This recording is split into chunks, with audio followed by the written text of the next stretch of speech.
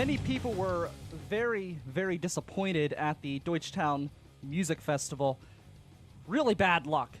Really bad luck. Some asshole decides to call the authorities over a noise violation at the Deutschtown Music Festival. And it's a one-day-a-year festival, and yes, it's loud, and yes, it can be annoying, but it's one day, and it's local music in Pittsburgh. And I wish there was this quote still up. Ziggy Stardust was the one who was organizing that stage, the main ballroom stage upstairs on the third floor of James Street, the Speakeasy, and it was shut down.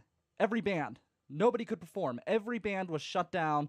It was terrible, real tragedy, and many of you know, if you've listened to the program, that I have my issues with the Deutschtown Music Festival, but you can't deny that it is good for the local music community, and no one can deny the impact that James Street has had on the local Pittsburgh music community right here. It's an establishment that is well known. Everyone knows the Deutschtown bar and wonderful facility there, and it's a tragedy what happened.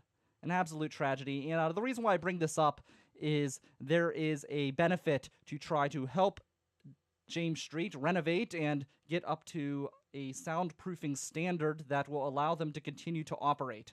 So I would definitely investigate that. You can check out Bold Nights Out and boldpittsburgh.com. Bold Nights Out was heard this past Wednesday here at riversedgepgh.com to find out all of the information, but check that out. And Deutschtown's wonderful. It's a wonderful organization. And the James Street's a wonderful organization, wonderful bar. Deutschtown Music Festival, it has its ups and downs. But again, the local community, James Street, has been wonderful. I am the most interesting man in the burg, Pittsburgh's moral compass, your voice of reason among three rivers of chaos. Brian Crawford here at the beautiful Millvale Studios, a wonderful, wonderful art facility that we have here in Millvale. And I also have, I'll just introduce him now, right across the table from me. How are you doing today? I'm doing well, thank you very much. I can't hear you. There you go. Thank you. I'm Joseph Esch. I'm a local comedian here with Brian Crawford today. It's a pleasure to be here. I just saw you the other day for the first time at the Improv, and I figured I would hit you up because I always am looking for good guests, interesting people, so here he is. And we're going to talk today about millennials. The Pittsburgh Post-Gazette just put out a study that was done by Duquesne University, basically saying that, accusing millennials, I guess the study shows that they are lacking in traditional business ethics. That's basically what the study has shown, that millennials will put themselves before the company. And it's a slight against millennials, and the gentleman who's doing the survey, given his comments, I don't think he's necessarily anti-millennial, but there is that trend. Everyone likes to put down my generation, your generation, if you're listening, if you're in that age frame, the millennials. And it always bothered me because we're always told that we're lazy. We're told that we can't get anything done. There's a million things that we're told, that we don't want to get out, we don't want to do things, we're just lacking innovation, we're lacking drive, and I just don't see it. In fact, it pisses me off because the people who are saying it are the baby boomers and the Generation X people. The credit card generation. The generation that charged their happiness to the future. That's right, we're paying the bill. Us. And I love that we're the problem. Look at Lawrenceville. Have you driven through Lawrenceville? It's a sea of millennials that has turned an area of Pittsburgh, which many people in Westmoreland County still think is a rough neighborhood, into a place that is so unbelievably expensive that businesses are moving out. One gentleman just closed his establishment on Butler Street because he didn't think it looked good enough, because all of the buildings are being remodeled and refreshed and refurbished, and he literally closed because he just felt out of place in Lawrenceville, and that's kind of a shame. But this is what happens with the millennials, and we're in a situation where we are fighting a situation that we were thrown into. The baby boomers, the Generation Xers, they have incurred more debt than the United States could ever pay off. They devalued the amount of the dollar. They've destroyed the job market. They've sent our jobs overseas. They've done so much. They've accumulated the debt. They've passed it on to us. And because they don't have the testicular fortitude to stand up to their own problems, admit their own problems, take responsibility for their own actions, they've decided to put down the kids. They put down the kids. They're putting them down after they've created the problem. Talk about throwing salt in a wound. We're just trying to get by. We're dealing with your mess. We're cleaning up your mess. You never considered us when you spent all of the Social Security money into other projects. You never considered us when you just racked up the debt for short-term happiness. You never considered us when you entered in lifetime length wars. Yes, you threw all of that on us. You've created all of these problems. And now for some unbelievable reason that I just can't comprehend, somehow we, the millennials, are the problem. I don't get it. I know the kids guy is going to be in earlier. He's a little bit later. He's going to talk to us. He's going to talk to your kids about debt and what debt means and how to manage debt. So you definitely, the kids want to stay, they want to tune in for this. RiversEdgePGH.com, the kids guy, always fantastic information. Cannot beat the kids guy. What else do we have coming on? Oh, we have an interesting story from North Park. And we're going to talk a little bit about that in a little bit as well. But we have Mike McMullen. He's going to be up next with your political update here on the River's Edge. Would you be interested in developing conscious choice? Would you be interested in creating reactions rather than waiting for one to come? Would you be interested in combining serendipity and synchronicity? Would you be interested in making 1 + 1 = 3? Would you be interested in finding out about full impact mindfulness? If so, I challenge you to join myself, Jim Ellermeyer, a cognitive behavioral health therapist, every Sunday morning at 7 a.m. on the River's Edge, where we will challenge you to allow us to help you help yourself to fully participate in your life. Let the adventure begin. Welcome back to the River's Edge Radio Network. On the phone, we have Mr. Mike McMullen, fresh off the Republican convention in Cleveland. Mike, how's it going? Well, doing well, Brian. It's been one hell of a long week, and focused, re-energized. Now we got to go back and do the work. So it's been one hell of a week. I've been to 4 national conventions, and I can tell you by far most energetic, exciting. It's like, look, I mean, it is a movement. Yes, there's Republicans. But it's a movement. Trump nailed it. He hit it out of the park. He signed presidential-esque, longest nomination, well, not longest acceptance speech. I mean, it's great points, but like anything, you can only listen to so much. Like a radio program, your attention except for my program, Mike. My voice is just so exhilarating that I imagine it's actually people are probably calling and crying for more.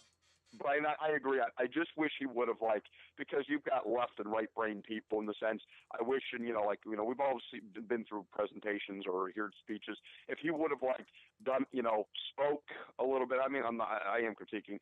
If he would have spoke, maybe a video for 3 or 4 minutes, but he went right at it. I mean, you know what? He didn't have any water. He went right through it. Look, he was direct, spot on. He took on issues that, oh my God, Republicans, fair, trade, LGBT issues, and look, and there was I'm not a big, Frank Luntz does a great focus group on Fox, and there's a lot of other ones as well. But I tell you what, watching these 30 independents from northeastern Ohio, and he had them on every night. I mean, well, no, take that back. There were independents and Democrats. They're all voting for Trump. This is a random polling on northeastern Ohio. Northeastern Ohioans, And I can tell you, I mean, there were a couple Bernie people. They're like, they all said it's like, look, make America great again.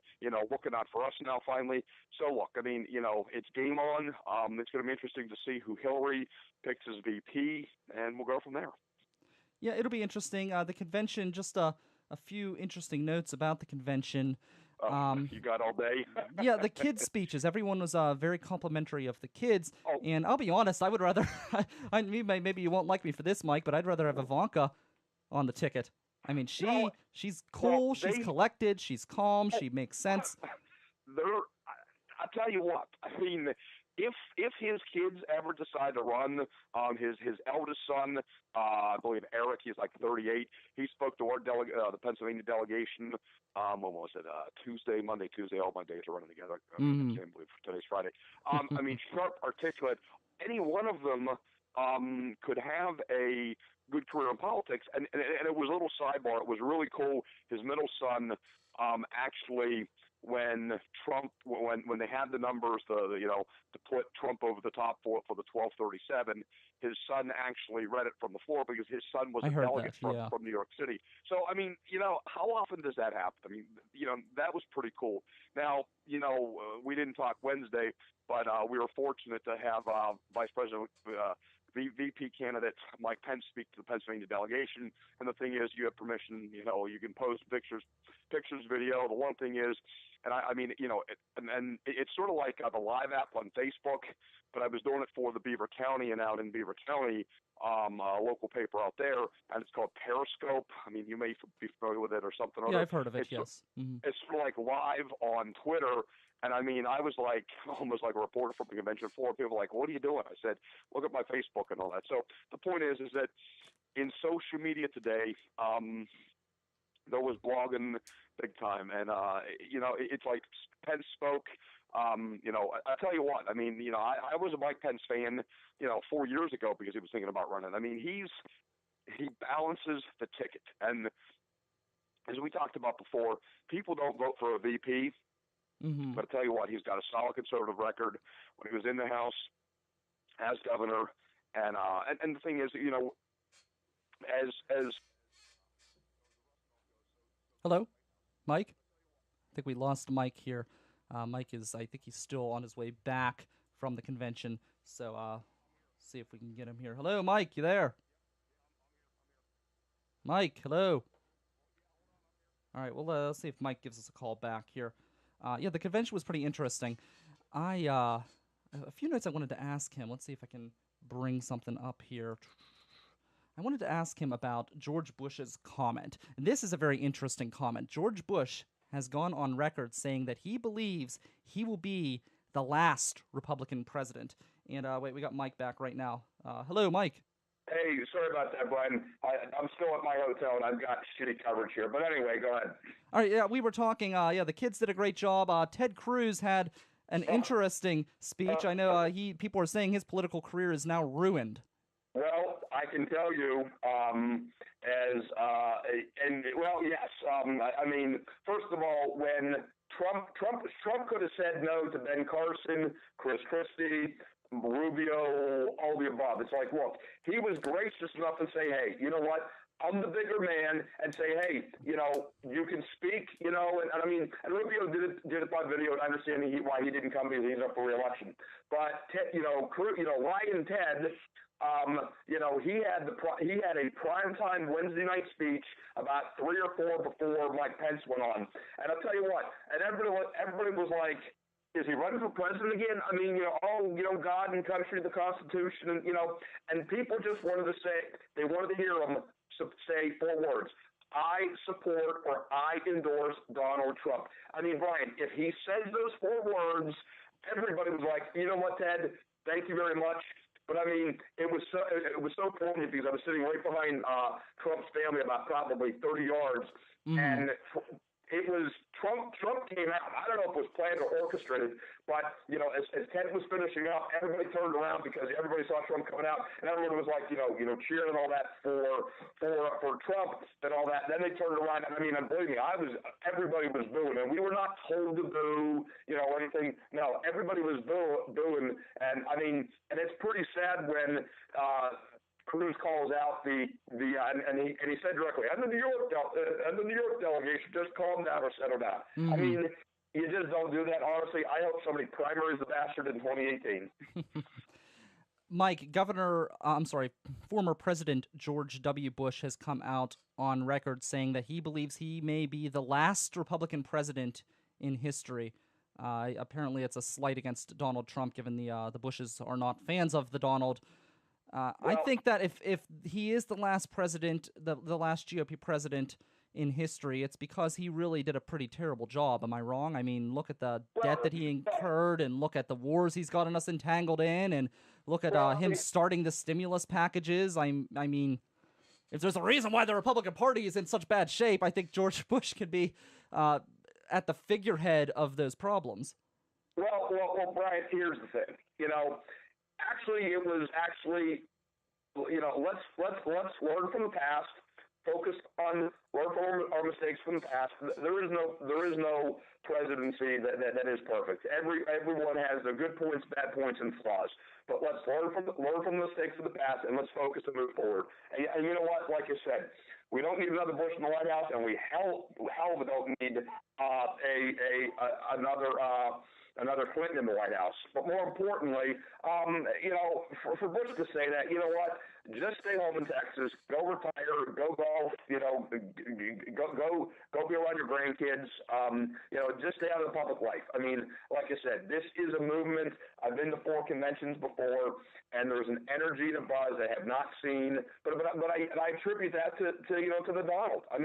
Look, right or wrong, whether people like him or not, and a lot of people, that never say Trump crowd from the convention floor Tuesday night, this and that, because they didn't get the delegations, and it was led by Colorado, Alaska, and all that. There's a small minority that are still, if Ted Cruz said jump off a bridge right now, they all would be jumping.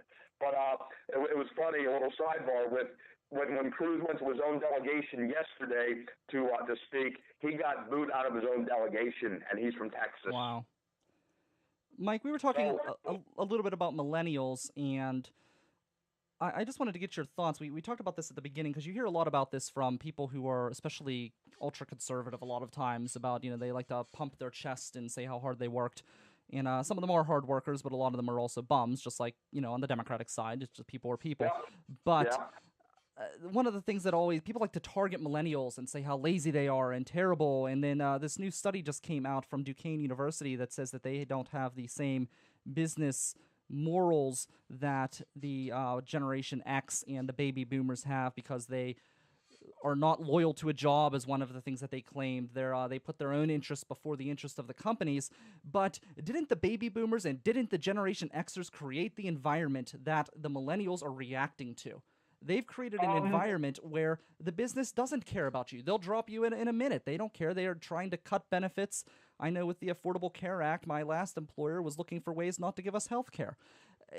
A mentality has changed, and that generation, the Generation Xers and the baby boomers, have allowed college prices to just skyrocket, inflation to skyrocket, and the wages, to be quite honest, have been dwindling, really. Well, Brian, good points. As one of those, I guess Gen X or 46,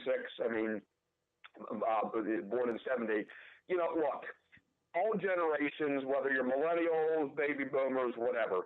And the thing is, there is a culture, and it's not, and Brian, it's not only millennials. Even Gen Xers.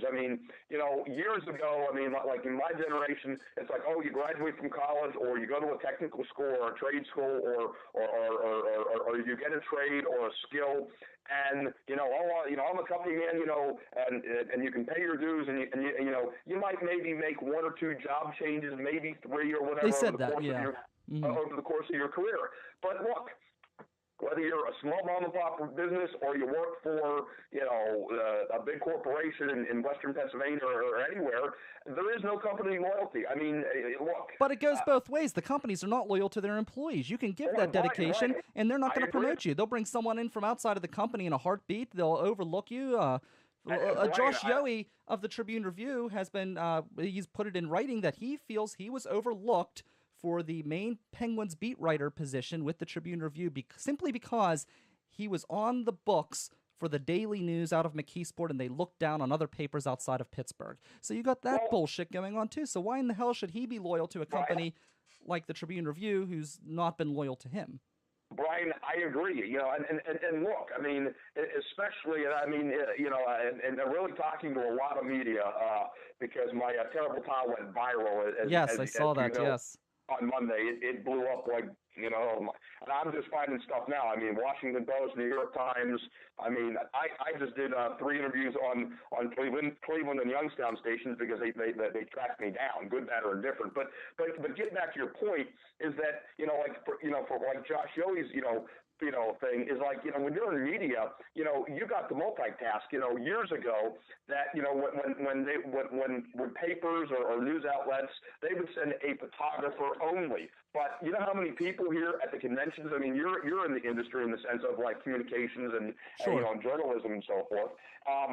That how many reporters that I ran into and talked to, I mean, unless you're like with like a big network and you can have a producer, you can have a cameraman, you can have a photographer, all these reporters, they're going video, they're going editing, they're writing, reporting, blogging, snapping, Twitter, Facebook, they're all in one. And the thing is, if you're not up with the times, like these older reporters, you know what? Somebody is going to replace you. Right or wrong, that's the way it is. And you know what? I don't fault people for working a couple jobs. I mean, as long as it doesn't interfere with your main employer or whatever, but what you do and how you make extra money, or if you want to be 9 to 5 with a certain paper or a station, and you want to be a stringer reporter or write a couple columns or blog on your own, look, it's your own damn business. And I mean, there is no company loyalty at all anymore. I mean, and that's at all levels. I guess I'm just tired of the credit card generation who charged their happiness to the future,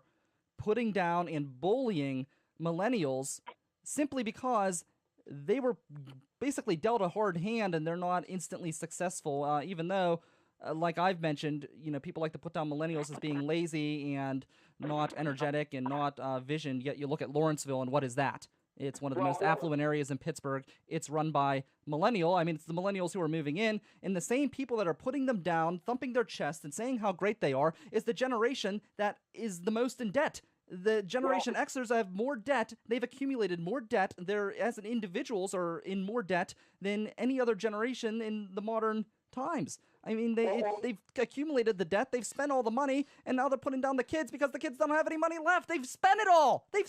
How in the hell are the kids supposed to have any money? How are they supposed to succeed when the money has all been spent? Well, Brian, here's the thing. Great points.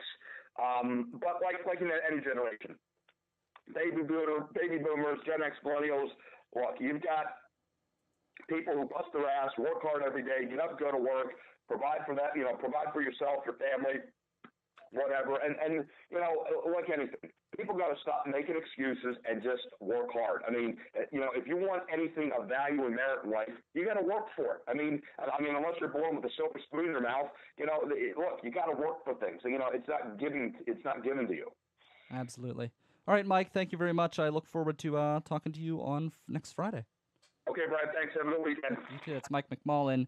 I'm Brian Crawford. Up next, we're going to play a song that I love.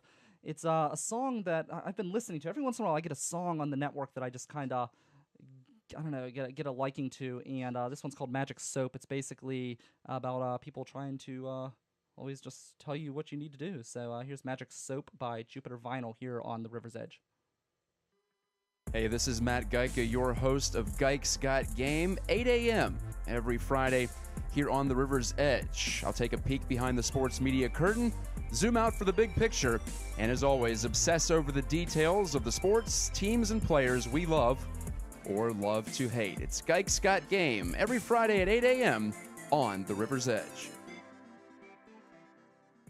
All right, welcome back to the River's Edge Radio Network. Brian Crawford here in the glorious Millville Studios. And there's an interesting situation going on. It's developing over right up the river, actually, in Aspinwall. And they're saying that the water is safe to drink, but the people are pissed, and I would be too, because their water looks like poo. That's right, the water in Aspinwall is brown. And it's brown due to a mineral that has gotten into the water. They're saying it's safe. I don't know. It seems kind of nasty to me. Let's see. As a guy says, he says, I'll buy my water for the kids to drink, but we don't drink the water, but you're still taking a shower in it. And that's true. You feel like, I don't feel like you would feel clean in a brown water shower, but maybe you are cleaner because maybe you're not getting all of the chemicals and chlorine and all of that stuff. I know somebody who once tested their pool for chlorine. I'm sorry, not their pool, their water for chlorine. They have a pool. And the test came back that the pool actually had less chlorine in it than the tap water. So the person went to the water authority and asked them about it, and the authority told them that it was within normal parameters. So, and I remember when I went to Cal U, we had water there. I lived up in Jefferson. It's called something else now, something stupid. Vulcan Village is what it's called now. So we're there at Cal, at Jefferson or Vulcan Village, take your pick, and I would pour water, and the water literally fizzled like a can of pop. You can actually see and hear the water cracking and fizzling, and I was a little nervous to drink that, so at that point I had a Brita pitcher. But we're going to bring the weather. We're going to do your weather update now. Heather has done a weather update for us, and then we're going to bring in the kids guy. He's up next, and then we've got Joe on later here on the River's Edge. This is Heather Nevels of the River's Edge Radio Network with your weekend weather forecast. We are in for a very hot and muggy weekend ahead. Although the National Weather Service has not issued a heat advisory for our area, I advise everyone to stay in the air conditioning and shade and avoid outdoor work and sports until the evening hours. Keep hydrated and check in on elderly family members to make sure they are staying cool. Friday.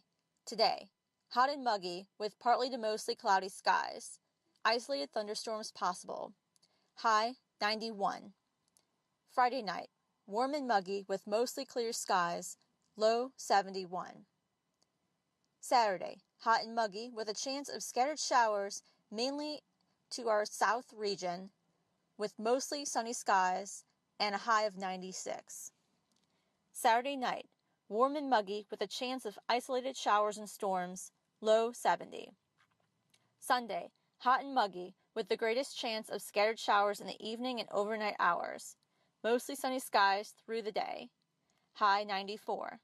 Sunday evening, a low of 70. Monday will be bringing in more widespread rain as a front passes through early. So, will we continue with this hot weather? Listen to my Monday forecast to find out. Stay cool, stay hydrated, and stay listening to the River's Edge Radio Network.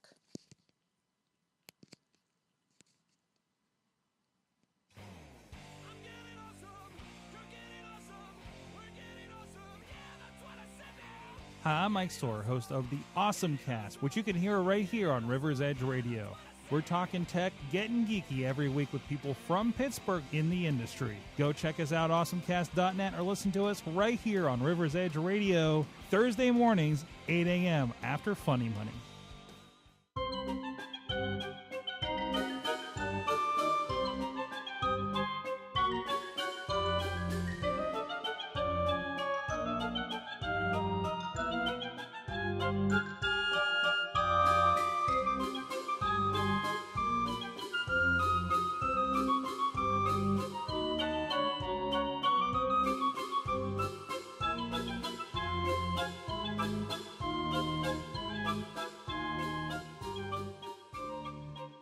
Hey kids, welcome back to the River's Edge Radio Network. It's your favorite guy, the Kids Guy.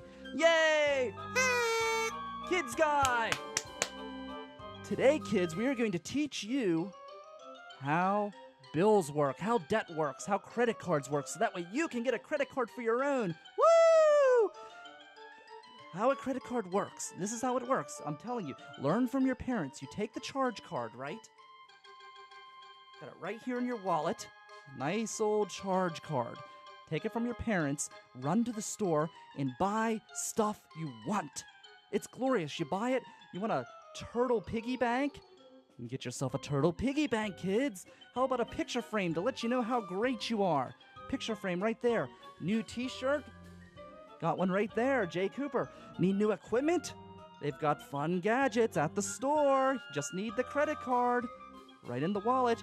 You can even own your own radio station, kids. Just grab mommy and daddy's wallet and spend it all. And the glorious thing about credit cards is if you wait long enough, you can pass it on to your kids too, so that way you never have to pay. Lots of fun, right?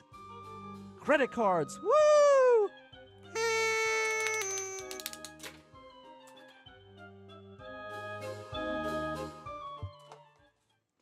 That is the Kids Guy here on the River's Edge Radio Network. And, I don't know, personally, I don't think that's how credit cards work, but it's worth a shot. I mean, the X-Gen, the baby boomers, they did it. Just pass it on. Just kick that ball down the curb. Someone else will take care of it, right? Always nice and easy when someone else is out there to take care of your problems for you. Up next, we have Mr. Joe Esch, local comedian, all-around good guy. He's coming up next here on the River's Edge. Hi, I'm Tom, and I know money. And I'm Matt, and I know funny. Catch us Thursday mornings at 7 a.m. Real financial information For the regular guy. right here at riversedgepgh.com. Your voice for local music. You know, I produce everyone else's show, and I put all the stuff on demand and everything else. You think I could get my own damn producer, so that way I could just focus on material. But I'm here. We're hustling through it as it is, and we've got Joe Esch across the table. He's right there. And how are you today? I'm doing pretty good. I'm doing well. Good. You might want to move just a little bit closer to the mic. And I want to ask, you're a millennial. You've been robbed by your parents' generation and your grandparents' generation. Do you feel victimized? I don't feel victimized. You do not? I don't. Are you tired of the future generation or the older generations bullying this generation? It may not be your parents in particular, but my parents aren't bullying me either. But there's definitely bullying that goes across the generations, and it's one of those things where you repeat something enough times and people begin to believe it, and you hear millennials putting themselves down, and I'm thinking, do what you can. It's ridiculous when people try to make broad generalizations about an entire generation of people, saying that they're lazy or they're obsessed with social media. The world around is just changing, and people are adapting using new tools. I don't know, though. Our generation could be doing horrible things to the economy or to people that we are not aware of yet. I don't think baby boomers were ever like, yeah, fuck our kids. Let's get what we need. It was just sort of like a second-natured sort of careless selfishness that wasn't... Extremely selfish. Yet they claim that our generation is the selfish one. And I love they point to things like Pokemon Go, and I'm thinking, well, what's the difference between someone going outside and playing Pokemon Go, or you sitting inside indulging to cable for hours and hours on end? I mean, is there really a difference? One of them, at least you're interactive and you're out with other people. I mean, there are things about, the millennial generation that drive me insane. The constant need for attention, the selfies and Instagramming, not the Instagramming, I'm sorry, the Snapchatting, all of that crap. That I definitely see a point, but it's not like this generation put people in internment camps. There's always going to be narcissistic people. Social media has just given them a platform to express their narcissism in a way that is visualized. And, it's easy to focus on, internment and debt, but, we were set up with a lot of good stuff, too. The polio vaccine, integration. These are things that we didn't really do, and we're still continuing to work on, that were done by our parents and our parents' parents. True, but it's not like we're like these, unruly, selfish, terrible, country-ruining minions just coming through and wreaking havoc on the world. And I love the fact that we're to blame for all the problems, yet we literally, not even figuratively, we literally could not have caused any of the problems that we are accused of creating. None of them. It just blows my mind. Yeah, no, there's always gonna be people who want to blame others. There's always gonna be people from a previous generation who believes that they're better. But at the same time, like, you can't really generalize all baby boomers as millennial-hating, debt-ridden monsters. No, but they definitely, at least those are the ones that speak the loudest. Yeah, so, no, generally assholes are louder than everyone else. That's true. So, I'm the exception that proves the rule, I guess. My heart just, bleeds over. I allow people every day every 3 days a week to the experience of entering your heart. Yes. So in my benevolence, my voice is a gift, just like your comedy is a gift.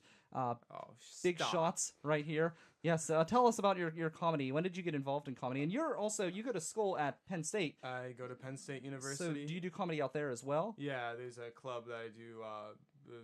There's clubs. There's an open mic at a coffee shop. It doesn't have nearly as many opportunities as the city of Pittsburgh, but when I get back, I'm gonna try and start some open mics, try and do some things. We're 3 hours away from New York. We're pretty close to Altoona, so I'm probably just gonna try and get out there and really keep the grind going. At school, and maybe you did like 2 or 3 chances to get on stage a week. I've been doing 6 to 7 a week now, and I really want to keep that momentum going. Well, I just saw you at the Improv. T. Robe hosted that. How do you get into that? Can anybody join that? Because I feel like that's kind of a next tier up kind of stand up. It's an open mic every month. Like, you have 1 month you email T. Robe and he'll normally say like, try and bring a couple people, show up at 7:45 so I can get your name down, stuff like that. It is an open mic, so anyone can come, anyone can do it, and it's a great venue. It's more akin to what you want to be doing, like, in comedy, as opposed to like an open mic where you're just telling jokes to the backs of people's head in a bar somewhere.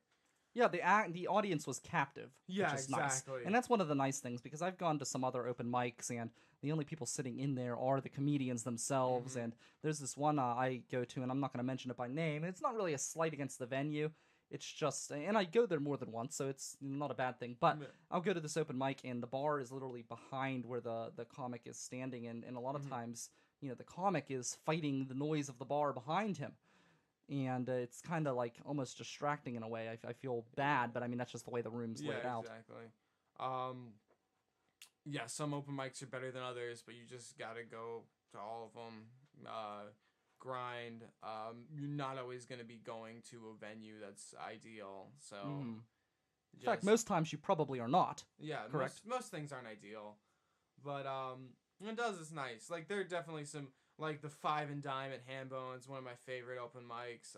There's a lot of the audience there is a lot of improv people.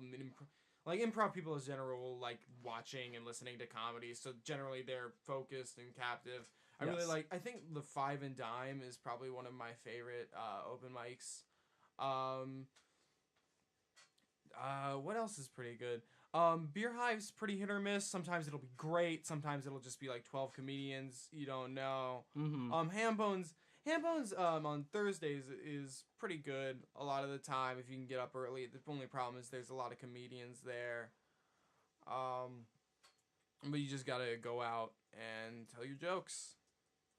When there's a lot of comedians there, is that more challenging, or does that almost better in a way, because a lot of times they would stay in the audience and they're probably a little bit more receptive because they know what it's like. I imagine stand-up is probably one of the most terrifying forms of entertainment from an entertainer's perspective, because music is difficult, and you could screw up in music, but not everybody's trained musically, so if you make a mistake, you can a lot of times cover it up. But I feel like stand-up, it's much harder to kind of mask a mistake, because it's audio. As far it's a vocal thing where you're speaking to an audience, and they either are engaged or they're not. They either get the joke or they don't. Like, if you make a mistake, I've seen a lot of people, sometimes when you acknowledge the mistake, that's in a way that's comical, you can usually get a laugh out of that. But I will agree that it's terrifying, it's heartbreaking when you get to the punchline and you make it pop, and then there's just nothing, and the room gives you nothing, and it's just your heart sinks, and you're like, okay, that was. Especially when you have like your joke that traditionally works the best a lot of the time, and it just gets nothing. You're like, well, what the hell am I gonna do with the rest of this stuff? And another thing is, you mentioned like a lot of comedians. The thing about a lot of comedians in the room, a lot of comedians go outside and they talk to other comedians. They talk, and that's fine. That's what we all do.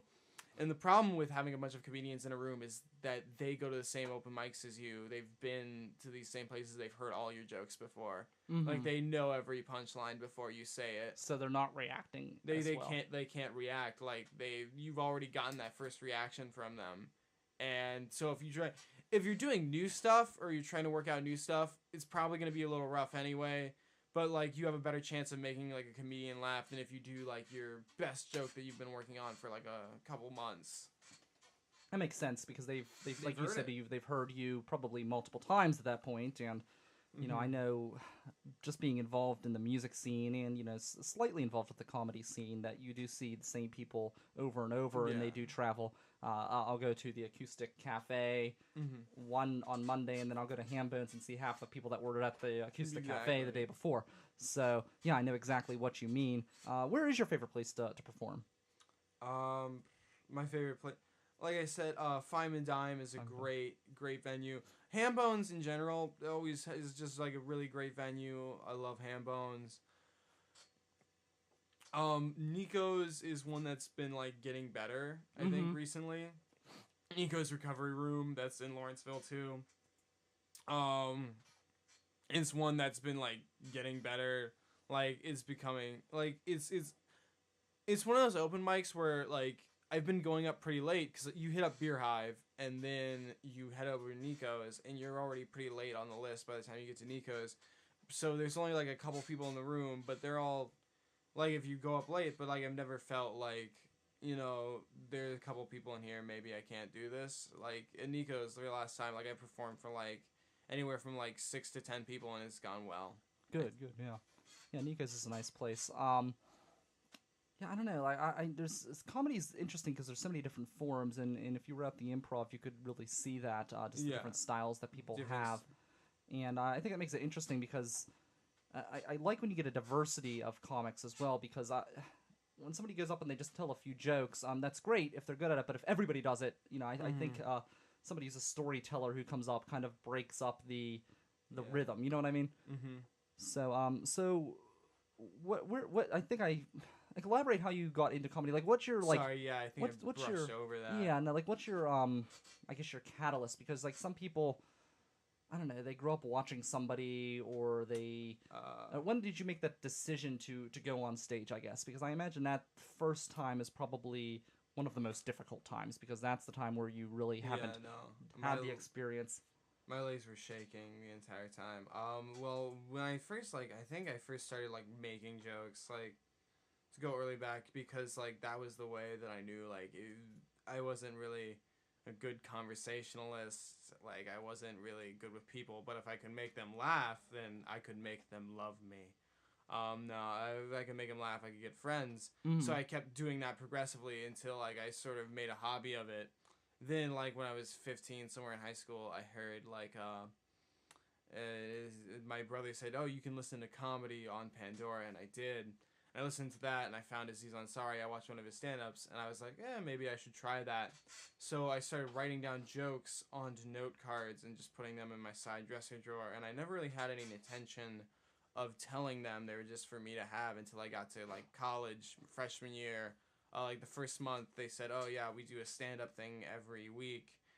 And I went down and tried that, and I told some of those jokes from the dresser drawer, and they went over really well.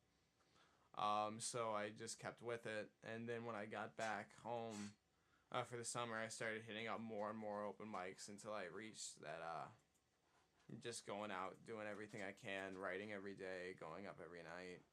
Not every night. There's still like Friday, Saturday, Sunday. Those are a lot of times shows are going on. Sundays are not good for open mics because of like they're not good year round because of Steelers games and TV and stuff like that. Yeah, plus I feel like people are ending their weekend at that point. They're not as likely to go out, you know what I mean? So, yeah, I definitely feel you with that. Let's bring the weird news in. I kind of saved the weird news because I wanted to get your thoughts on it. Let's cue that.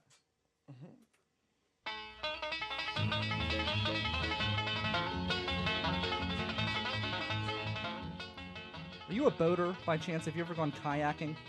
I have gone kayaking once. Like I flipped it over twice. It was I'm not good at it, but I've done it. So this story should definitely interest you and definitely make you a little bit nervous. North Park Lake, people like to go fishing there. People like to go boating there. Kayak Pittsburgh has a little thing there. And they actually have one of these things. It's one of those standing boards where you have the paddle and you can kind of... I've swam across... Like, I remember, like, I think it was, like, my junior and senior year of high school. I swam across and back North Park. Were you afraid? Nah. You should have been. I guess so. They just found recently piranhas in North Park Lake. Yes, piranhas have been stocked in the lake. This is not a joke. This comes from KDKA, and they don't know where they came from. I guess they're looking into it, and they found some other fish-like aquatic life. So I can just imagine someone using that paddleboard and falling into the lake, and then getting attacked by a piranha. I think that would be kind of exciting. But yeah, exciting is the word you use to describe another person's inevitable death. Well, people that's like that stuff. That's an interesting word choice. People like that stuff. You know, people like video games. They like... That's because... What if it's an asshole? What if... Okay, well, you didn't say it like...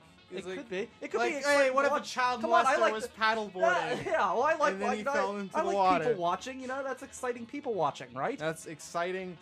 That's... I feel like if you watch a person die, that's something you don't shake. That's... I can see that, but, you know... Some people like the thrill, you know, the chance. Will he make it? Will he not?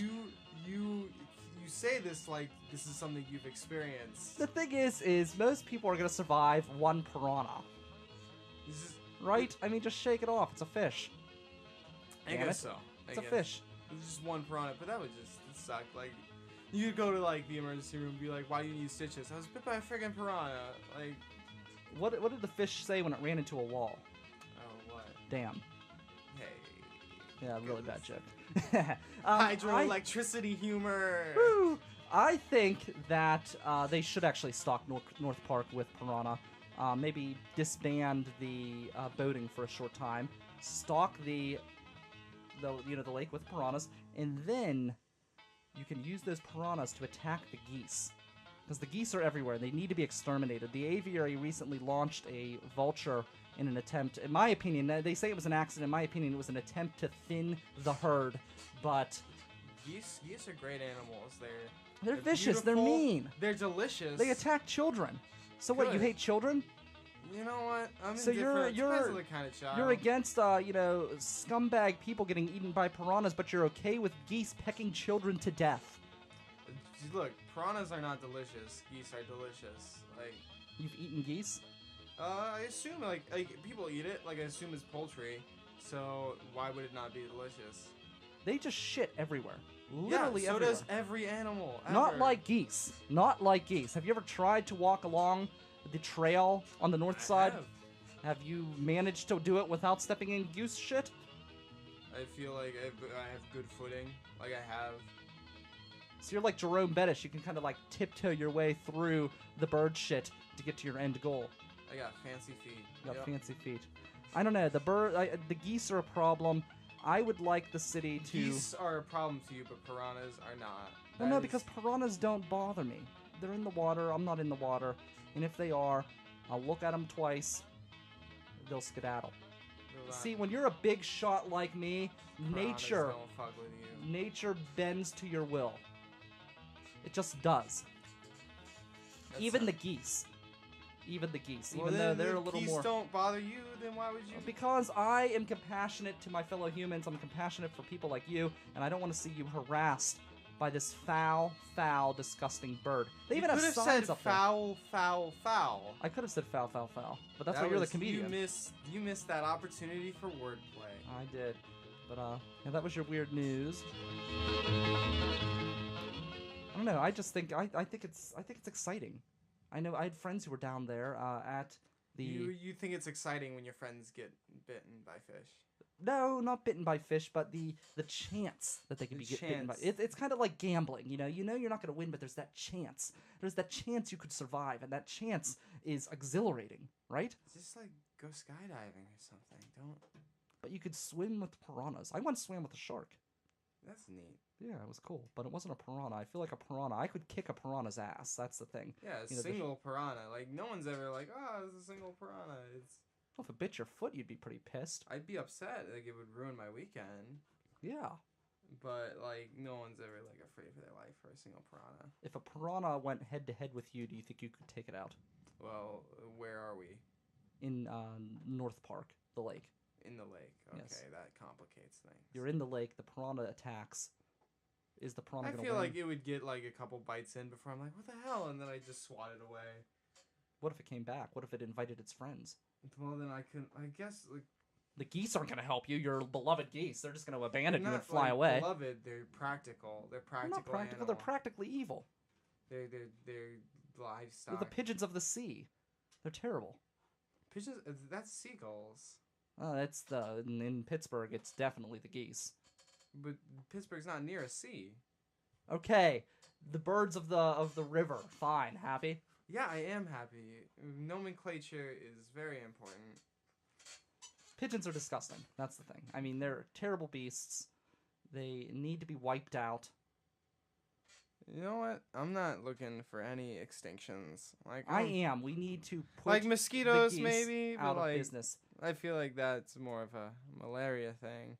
But I guess The Zika geese, thing too. Yes, pigeons carry diseases too. Oh, pigeons so carry am I. many diseases. Yes. Oh my! They're called rats on wings. I mean, they're terrible birds. They are mean to children too. Have you ever gone to that theater square downtown with like the little eyeball seats? No. If you go down there, you will see pigeons attacking kids. It's terrible. That's Awful. They're terrible. They're terrible creatures. Where will you be? Do you have any upcoming events, upcoming shows you will be at? I will be at Hambones doing a show with Casey Aurora, Dennis Rooney, Tim Ross, and John Dick Winters, hosted by Alex Tapula. You should come check it out. It's at 9 p.m. on the 31st at Hambones. I'm also doing a Blue Light at Arcade Comedy on the 6th of August. Is that like a Kmart thing? Blue light? Like a blue light special? Is there a deal, a discount? Can I get in for free because I'm important? It's a comedy show that you come to. You see a bunch of great comedians. I don't know what the lineup is for that one yet. There's also another show I'm doing on the 19th of August at Coffee Buddha. If you're in the North Hills, come check it out. Coffee Buddha is just a very cool, chill place. It's super nice. I went there all the time during high school. It's fantastic, and from what I hear, it's a great venue for comedy. So check it out. People want to reach out to you. How can they find you? I know you're Twitterless. I tried to tweet at you, and I was unsuccessful. My Twitter should be up this weekend. I'm on Facebook. If you come down to any of the open mics, chances are you'll find me, except for maybe Scarpace's. Don't go to that one. Those guys card. So most open mics you go to, as long as, like, if you're underage, as long as you don't drink or cause trouble, they're fine with you just coming and telling a few jokes. But Scarpace's is one of those that cards. I know Kativo's sometimes cards if there's an event. So if you come down to any of those open mics, though, I'll definitely be there. Probably, definitely. Very cool. So check those out. You can also check me out on the 29th. I'm going to be at 21st Coffee, 21st on the 29th, and I will be there doing a live show. It's going to be Coffee and Caffeine with Katie Dudas of Awesome Cast. You can hear Awesome Cast here on Thursdays, and she is also of Scarehouse Pittsburgh, so good times with Katie on the 29th. And don't forget, you can become part of the local music scene here in Pittsburgh by becoming our patron on Patreon. Patreon's a nice little monthly subscription where you can show that local music is important to you. You can find that at the bottom of riversedgepgh.com, powered by NJL WebTech. Look up NJL WebTech for all of your web servicing needs. Fishing Without Bait, that's the next show. That's going to be Sunday morning at 7 a.m. Until then, we've got 24 hours of local music here at riversedgepgh.com. I'm Brian Crawford. I'll catch you on Monday right here on riversedgepgh.com. Live video, live audio. and it should be some good times. I'll catch you then. See you Monday. Hasta.